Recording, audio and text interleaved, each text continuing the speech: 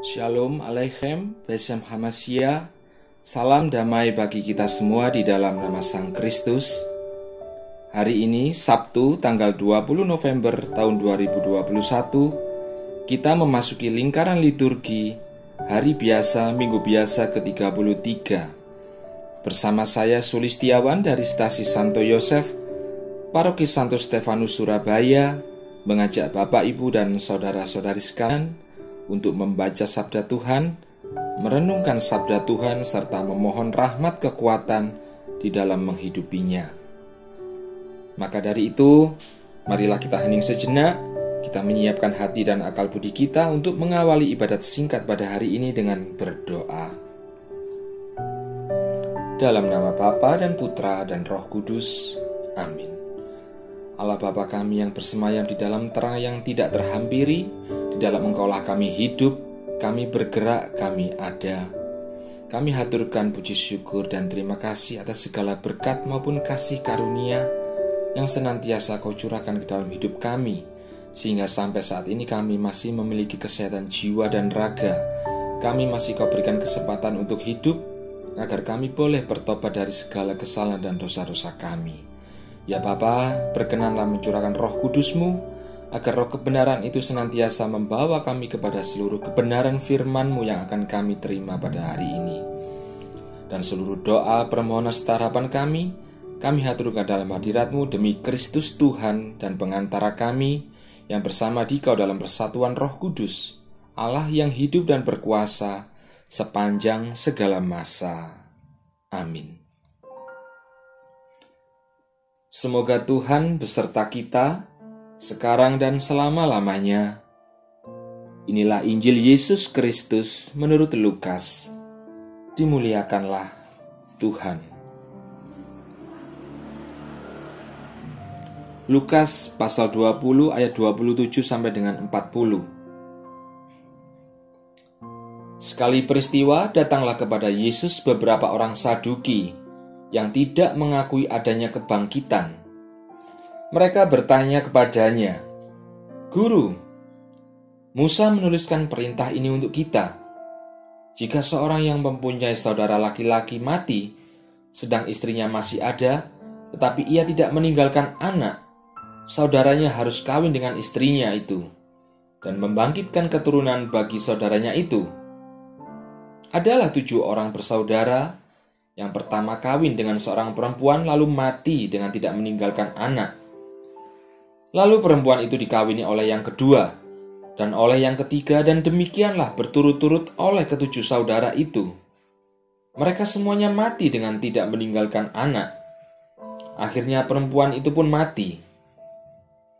Bagaimana sekarang dengan perempuan itu? Siapakah di antara orang-orang itu yang menjadi suaminya pada hari kebangkitan? Sebab ketujuhnya telah beristrikan dia." Jawab Yesus kepada mereka, "Orang-orang dunia ini kawin dan dikawinkan, tetapi mereka yang dianggap layak untuk mendapat bagian dalam dunia yang lain itu, dan dalam kebangkitan dari antara orang mati, tidak kawin dan tidak dikawinkan. Sebab mereka tidak dapat mati lagi. Mereka sama seperti malaikat-malaikat, dan mereka adalah anak-anak Allah, karena mereka telah dibangkitkan.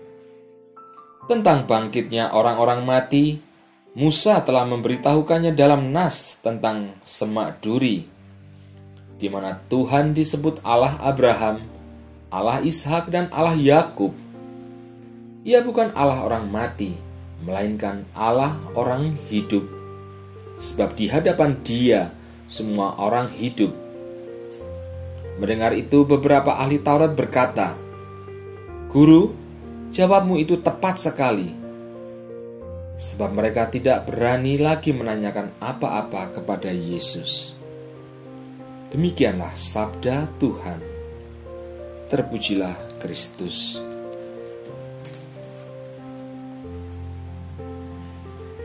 Bapak, Ibu, dan saudara-saudari yang terkasih, perihal mengenai kebangkitan badan di dalam Injil yang baru saja kita baca dan dengarkan bersama, merupakan salah satu dari pengakuan iman rasuliah kita yaitu pada butir yang terakhir, yang berbunyi kebangkitan badan dan kehidupan kekal. Sehingga benar sekali apa yang dikatakan oleh Tuhan Yesus, bahwa di kehidupan setelah kematian memang tidak ada yang kawin maupun dikawinkan. Sebab kehidupan kita pun di dalam keabadian telah mengatasi jenis kelamin atau segala sesuatu yang bersifat duniawi, ataupun segala sesuatu yang kita rasakan ketika kita masih berada di dunia ini. Dan kita pun manusia ini menjadi seperti para malaikat-malaikat, yang ada hanyalah pujian-pujian bersama Bunda Maria serta para kudus di sorga, sebagai gereja yang kudus, yang juga merupakan tubuh mistik Kristus sendiri, yang Sang Kristus ini pula sebagai kepala dari gerejanya yang berada di hadapan wajah Allah. Sehingga dengan kata lain, dimanapun Yesus berada, di situ kita juga berada. Sebab Yesus Kristus memberikan kita tempat di rumah Bapanya, yang artinya Bapak Ibu memberikan kemungkinan bagi kita untuk ikut ambil bagian dalam kemuliaan Bapa, ikut ambil bagian dalam kodrat ilahi Allah di dalam Kristus Yesus.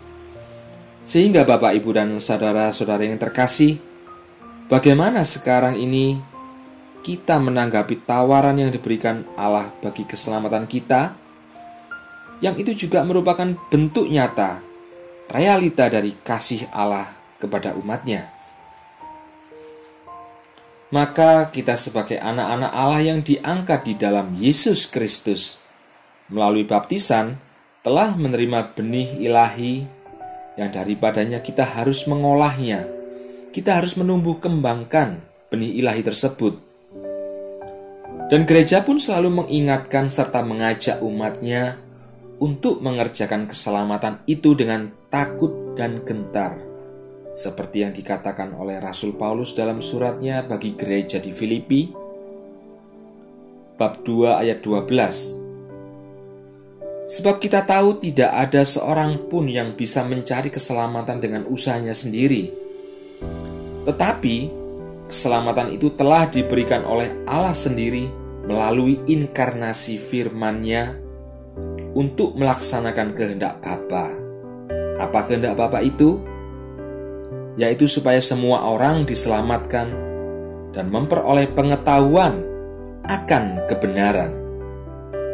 1 Timotius 2 ayat 4. Sehingga Bapak, Ibu, dan saudara-saudari yang terkasih, hakikat dari tujuan hidup kita sekarang ini adalah sebagai umat Allah, sebagai gereja Allah yang hidup adalah menyatu atau manunggal dengan Kristus di dalam Ekaristi. Sebab jika kita menghidupi sabda Tuhan, maka kita tahu bahwa kita ada di dalam Dia. 1 Yohanes 2 ayat 5. Dan jika kita menyambut tubuh dan darah Tuhan sendiri, kita di dalam Dia dan Dia di dalam kita. Yohanes 6 ayat 56. Karena sabda dan sakramen itu di dalam Ekaristi tidak dapat dipisah. Dan dari sini kita ketahui bahwa Roh Kudus benar-benar berkarya bagi gereja Kristus untuk mencurahkan rahmat-Nya serta menguduskannya, sehingga kita sebagai anak-anak Allah menerima kebaharuan hidup di dalam kehendak, di dalam kemauan, maupun tindakan dalam melakukan pekerjaan-pekerjaan baik seturut kehendak Allah.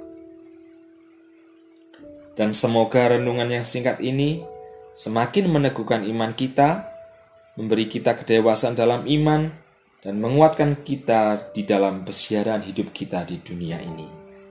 Amin. Marilah kita berdoa.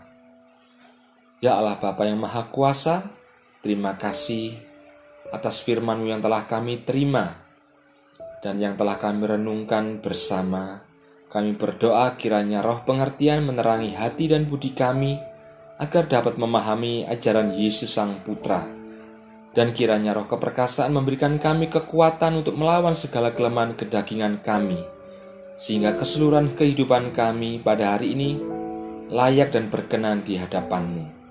Dan kami menyerahkan seluruh kehidupan kami, awal, pertengahan, hingga akhir pada hari ini, ke dalam penyelenggaraan ilahi-Mu atas hidup kami di dalam nama Putra-Mu, Juru Selamat dan Pengantara kami, Tuhan Yesus Kristus, yang melaluinya Engkau menjadikan segala sesuatu dan menopang segala sesuatu, yang bersama Dikau dalam persatuan Roh Kudus Tuhan yang memberi kehidupan, Allah yang berkuasa sepanjang segala masa. Amin. Kemuliaan kepada Bapa dan Putra dan Roh Kudus, seperti pada permulaan, sekarang, selalu, dan sepanjang segala abad. Amin. Dalam nama Bapa dan Putra dan Roh Kudus. Amin.